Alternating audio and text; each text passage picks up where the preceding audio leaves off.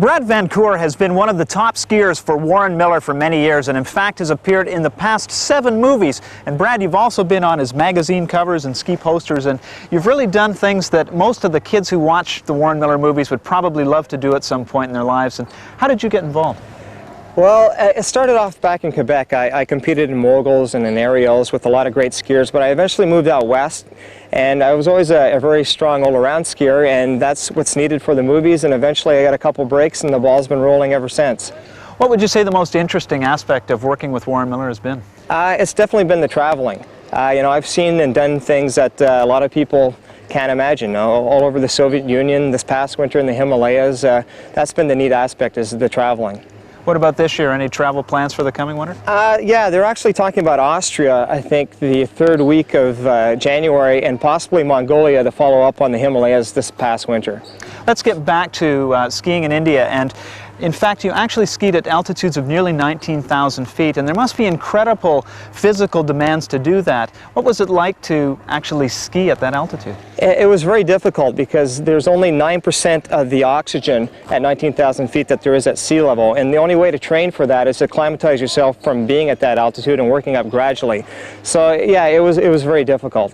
Some incredible skiing sequences, and let's go back now to Warren Miller's vertical reality and skiing in India. Up near the Tibetan border, the road begins to climb higher, and the ground rumbles under small earthquakes that keep the road crews busy.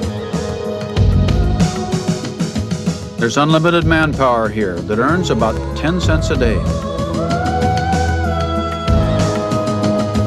There are almost 1 billion people living in India. Half of them are working on roads, so the other half can get from one place to the other just a little easier.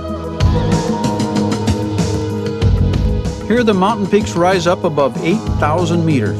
That's above 24,000 feet.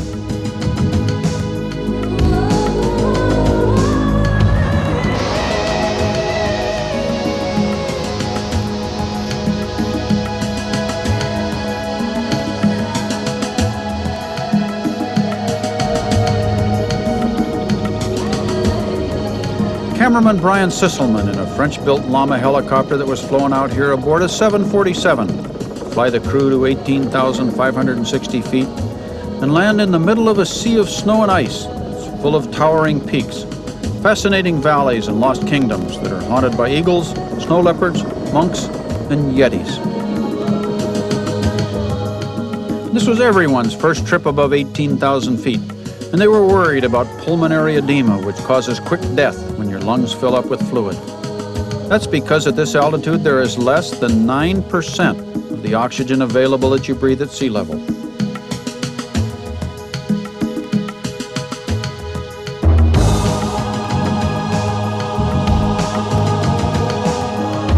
At 18,560 feet, the peaks that surround them are still as much as 6,000 feet higher.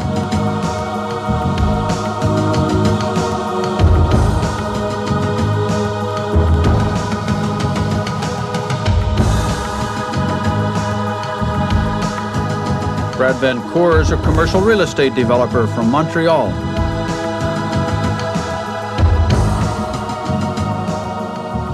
And they named this run Breathless because it drops 12,000 vertical feet. Willie Vogel on a pair of 50-year-old legs above 15,000 feet. On snow and ice, it's almost 2,000 feet deep.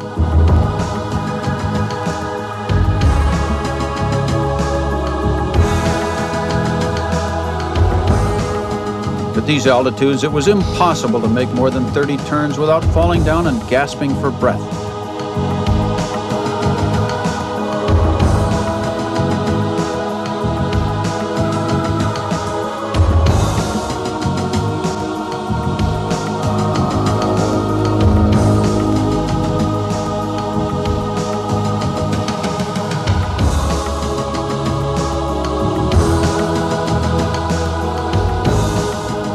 Mike Slattery restores antique cars and motorcycles for customers all over the world.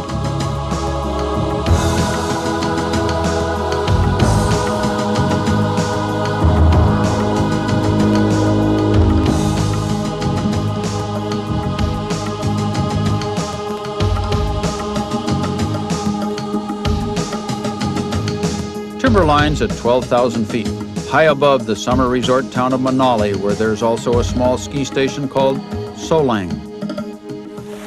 Modern ski